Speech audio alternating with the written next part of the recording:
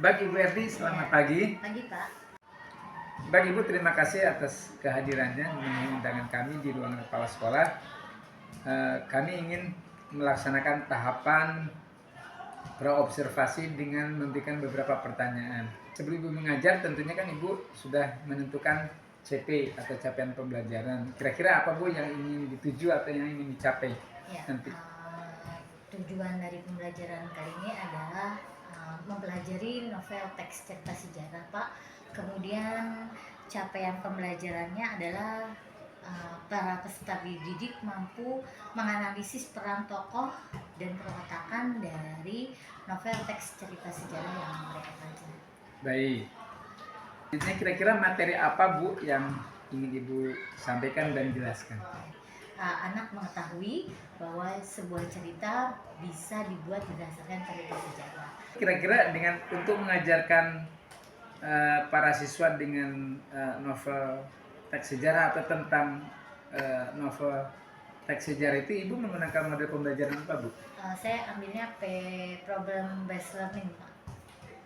Boleh dijelaskan Bu, kira-kira singkat saja. Ya, kalau problem based learning kan memecahkan masalah berdasarkan pembelajaran ya Pak. Kenapa Ibu memilih PBL Bu? Apakah ada model pembelajaran yang lain yang kira-kira bisa diterapkan? Sebenarnya ada beberapa discovery, tapi saya cenderung untuk problem based learning karena secara diskusi kelompok, jadi mereka bisa Lebih dinamis lebih kelihatan, lebih terlihat. Kemudian di situ bisa terlihat diferensiasinya juga Pak.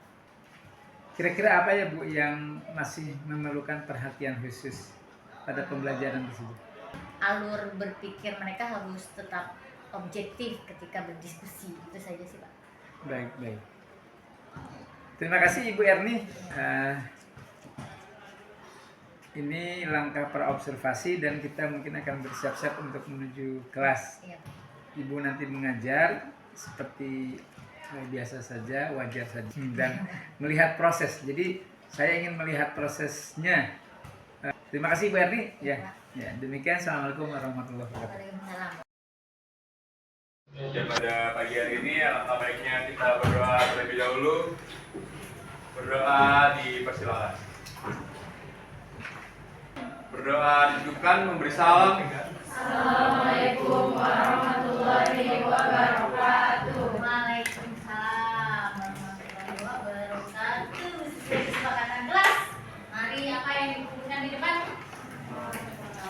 Yuk. Sakit. Ini sakit. Ya, nanti istirahat. Baik. Hari ini kita masuk ke novel teks cerita sejarah. Tujuan pembelajarannya apa? Mampu memahami dan menguraikan peran tokoh dalam cerita beralur kompleks dan parateks. Minggu lalu saya udah jelasin ya kalau novel itu sifatnya apa? Terus ini belum konsentrasi. Siang, malam, 2, 3, pagi. Pagi, malam, siang, 2, 3, 1. Oke, baik, yuk mulai. Nah, tujuan pembelajaran kita kali ini adalah mampu memahami dan menguraikan peran tokoh dalam cerita beralur kompleks dan parateks. Ya, nah ingat kemarin itu novel, kenapa dia bersifat bacanya Bang? Halamannya Bang? Banyak. Kenapa? Karena beralur kompleks. Ya, pelaku atau yang terlintas dalam pikirannya. Nah, ini pengarang seolah-olah menjadi siapa? Karena dia bisa baca pikirannya. Seolah-olah menjadi siapa? Tuhan. Kayak J.K. Rowling. Ingat kan? Nah, dia kayak Tuhan kan? Dia bisa tahu pikirannya si Dumbledore. 4. Pengarang melukiskan reaksi pelaku terhadap kejadian yang dialaminya. Pernah baca novel begini nggak? Bro, tiba-tiba sepeda motornya jatuh. Aku berlari mengejarnya untuk menolong kakek itu yang terjatuh. Nah, itu berarti pengarang melukiskan reaksi pelaku terhadap kejadian. Ya, sudut pandang dalam novel terbagi menjadi dua. Ada kata ganti orang pertama, dia selalu menggunakan ciri apa? Aku, saya, ana, beta. Kemudian sudut pandang orang ketiga. Jadi nggak ada sudut pandang orang kedua. Jadi hanya ada dua, sudut pandang orang pertama dan sudut pandang orang ketiga. Sudut pandang orang ketiga memiliki ciri penggunaan kata ganti dia.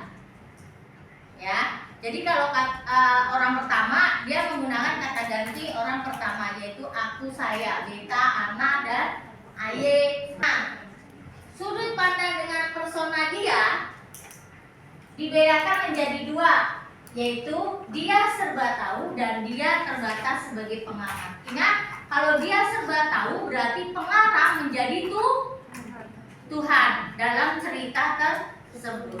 Terbatas sebagai pengamat, pengarang berada di luar cerita. Paham? Baik, yuk kita bagi kelompok.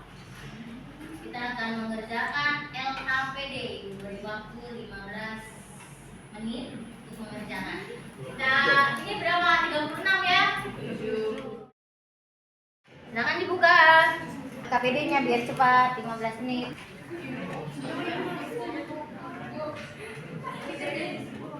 Apanya? Kan itu ada berapa soal dibagi.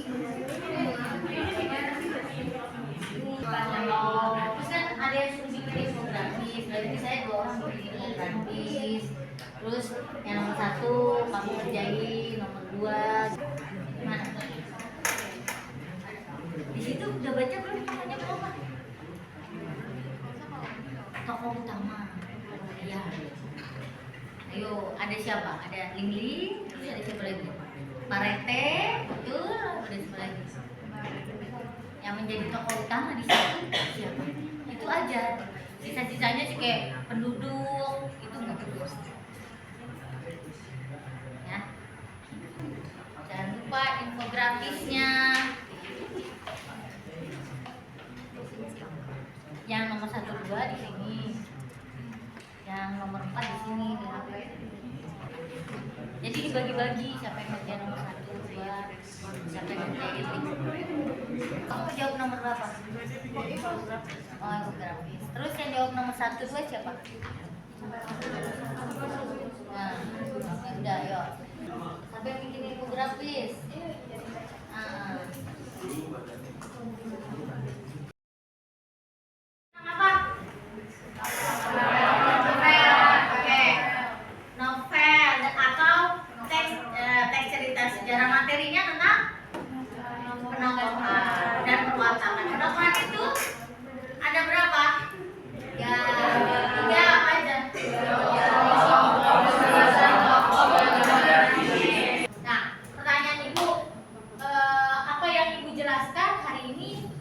Jelas atau tidak?